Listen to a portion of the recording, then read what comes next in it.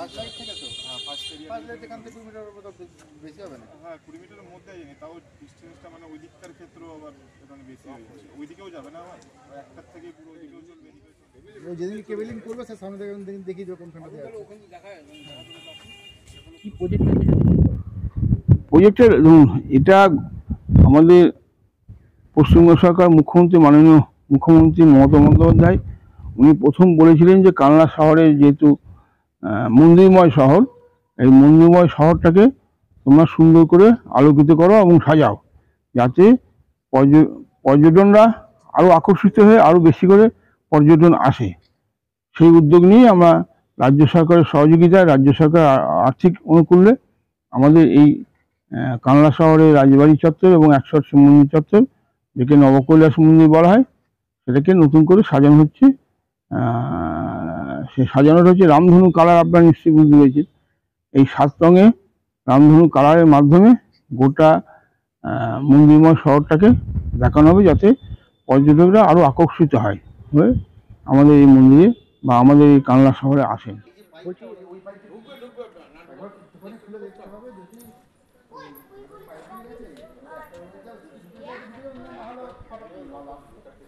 বুথগুলোতে কি রং পরিবর্তিত? হ্যাঁ, যেগুলো ন্যাশনাল ডে আছে আমাদের, যেমন ধরুন 26 জানুয়ারি, 15ই আগস্ট, এগুলো তো আমরা ন্যাশনাল ডে হিসেবে পালন করি। সেদিনকে এই কালারটা ন্যাশনাল ফ্ল্যাগ যে রঙে তিরঙ্গা ঝান্ডা আছে, সেই ঝান্ডার কালার হিসেবে দাঁড়াবে। এখনো বেশ কিছু লাইট লাগানো আছে, এগুলো কি সমস্ত কিছু?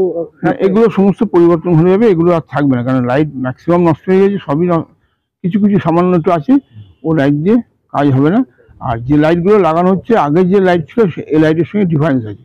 সমস্ত টেম্পল গুলো কি করা? সমস্ত টেম্পল গুলোকে করা, যে আপনার টেম্পল বাকি ছিল সেই টেম্পলটা, হ্যাঁ সেটাও করা হচ্ছে। আচ্ছা, বলছি এই যে বাইরে কেবল বাইরে এখান থেকে তখন থেকে মানে ডিস্টেন্স অনেকটা হয়ে যাচ্ছে না, অনেক সময় সিগন্যাল ব্লক 20 মিটার কোথা থেকে বেশি হবে না। হ্যাঁ 20 মিটারের মধ্যে যায়নি, তাও ডিস্টেন্সটা মানে ওই দিককার ক্ষেত্রেও আবার এখানে বেশি হয়ে যাচ্ছে। ওই দিকেও যাবে না। পারমিশন দেওয়া নিয়ে একটা তার মধ্যে বিষয়টা বলি আপনাদের, বিষয়টা ভুল বোঝাবুঝির মধ্যে হয়েছিল। আমরা এইটাকে নিয়ে ডিপিআর করে ওদের তত্ত্বাবধানে সমস্ত কিছু পাঠানোর পর ওদের ডিপিআর যে কোনো কারণবশত ওরা কোনোভাবে আমাদেরকে জানাচ্ছে না যে এই জায়গাটা এই হয়েছে। তা সত্ত্বেও ওরা কিন্তু দুবার লোক পাঠিয়েছে, লোক পাঠিয়ে ভারবারই বলেছে আপনারা এইভাবে করুন, আপনারা এইভাবে করুন, কোনো লিখিত জানাচ্ছেন না। এবার স্বাভাবিক কারণে ওরা আসছেন, আসার পর আমাদেরকে অলিখিতভাবে বলছেন, মৌখিকভাবে বলছেন।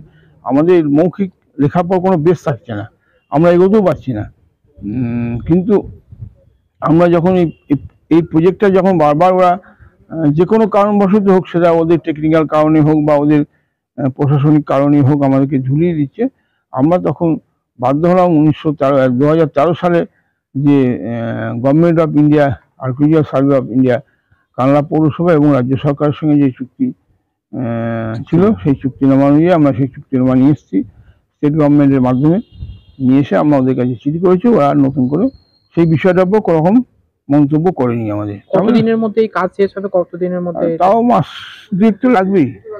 হ্যাঁ, আমরা চেষ্টা করছি পুজোর আগে শেষ করার জন্য। মানে পুজোয় নতুন, মানে হ্যাঁ, কালনা শহরকে নতুনভাবে একটা দেখানো, যে কালনা শহর মন্দিরময় শহর, সেটাকে মানুষের সামনে আরো তুলে ধরা। আজকে কি করতে? আজকে যারা টেন্ডারে অংশগ্রহণ করেছিলেন, যারা পেয়েছেন, তাদেরকে জায়গাটা পজিশনটা দেখানোর জন্য এসেছি আমরা। কত টাকার প্রজেক্ট এটা টোটাল? 1,70,00,000 টাকা। 2013 সালে পারমিশন করা আছে, তাই ওরা